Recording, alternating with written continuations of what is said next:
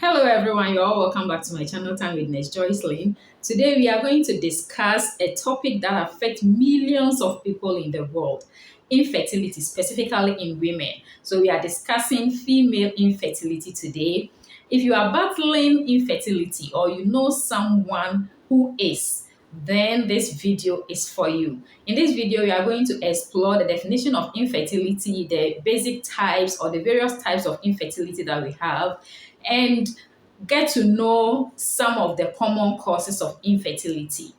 If you are new here, if this is your first time of watching my video, kindly like and share for me, subscribe to this channel, and then let your notification icons be on for new updates. Infertility in simple terms is just the inability to get pregnant. Healthcare providers or doctors diagnose infertility after a person or a couple has had unprotected sex continuously for 12 months without pregnancy. There are many treatment options for infertility. Some of them are medications to treat hormonal issues, surgery, and fertility treatment like IVF, also called in vitro fertilization. For females, an infertility diagnosis comes after 6 months of trying to get pregnant if you are older than 35. And then also after a year of trying if you are younger than 35 years. Trying to get pregnant means you are regularly having sex without any birth control. Some people are able to get a sooner diagnosis of infertility if they have a medical condition or a uterine factor infertility. Uterine factor infertility is a condition whereby a person either does not have a uterus or the uterus is there but no more functioning correctly. This situation can be congenital, that is, you are born with it, or it can be acquired.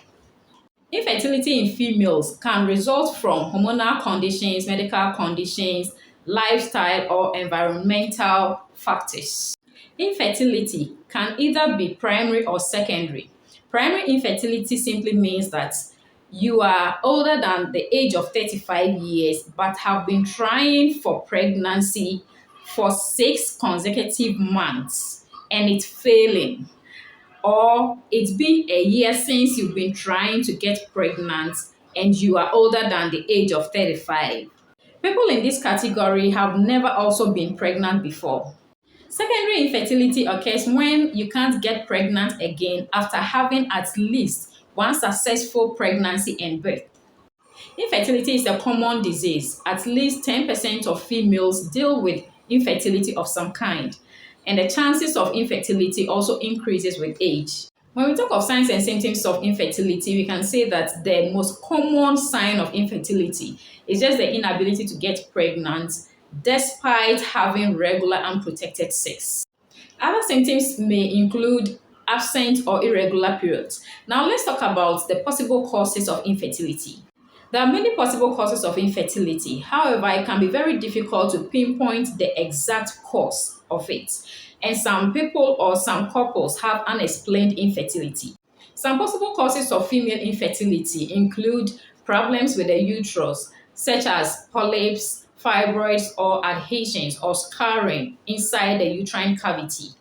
Polyps and fibroids can form on their own at any time, while adhesions can form after a surgery such as DNC, that is dilation and curettage. Problems with the fallopian tubes such as PID, endometriosis, untreated gonorrhea or chlamydia can also cause scarring of the fallopian tubes, thereby causing infertility. Also, problems with ovulation. There are many reasons why a person may not ovulate regularly. Hormonal imbalances, eating disorders, substance use disorders, thyroid conditions, pituitary tumors are all examples of things that can affect ovulation. Another cause is problems with egg count and quality. Yes, the quality of your eggs and the count matter a lot. Naturally, we are born with all the eggs we will ever have as females, and this supply can run out early before the natural menopause age, that is age 51. In addition, some eggs will have the wrong number of chromosomes and be unable to fertilize and grow into a healthy fetus. Also, as part of the female infertility causes, we can say that PCOS is the leading one. That is polycystic ovary syndrome, or another condition called POI, primary ovarian insufficiency. Primary ovarian insufficiency is a condition in which there's an extremely low egg supply, causing the ovaries to stop working or functioning before the age of 40. Risk factors are number one, age. Generally, as females, our fertility begins to decline in our 30s. Secondly, hormonal issues that prevent ovulation, abnormal menstrual cycle, obesity, being underweight, uterine fibroids, endometriosis, ovarian cysts.